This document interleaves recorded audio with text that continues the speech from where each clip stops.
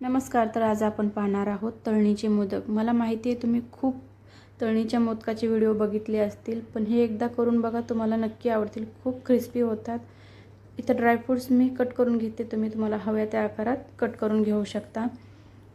त्यानंतर इथं गूळ पण मी बारीक असा चिरून घेते. कढईत घालणार आहे तूप आणि ड्रायफ्रूट्स थोडेसे परतून घ्यायचे आहेत. त्यात घालते खोबऱ्याचा खीस घालून घेते. त्यानंतर गूळ घालायचा आहे.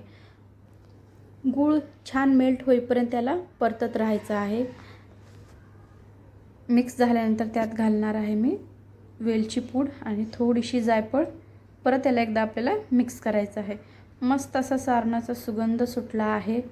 तर थंड होतं आहे तोपर्यंत काय करायचं, इथं मैदा घ्यायचा आहे, त्यात घालायचे चिमूटभर मीठ आणि कडकडीत असं तेल यात घालून घ्यायचं आहे. गरम आहे त्यामुळे मी चमच्याने थोडंसं आधी मिक्स करून घेते. थोडं थोडं करून याला मी तेल घालते आणि सर्व पिठात हे मिक्स करून घ्यायचं आहे. छान मिक्स केल्यानंतर बघा, इथं अशा प्रकारे पीठ आपलं झालं पाहिजे, म्हणजे आपले मोदक छान कुरकुरीत होतील. थोडं थोडं पाणी घालून मी हे घट्टसर असा याचा गोळा मळून घेतला आहे. एक 10 ते 15 मिनटं आपल्याला असंच मुरत ठेवायचं आहे. त्यानंतर याची पारी लाटायला घेऊयात. छान पारी लाटल्यानंतर त्यात घालणार आहे 1 चमचा सारण घालते.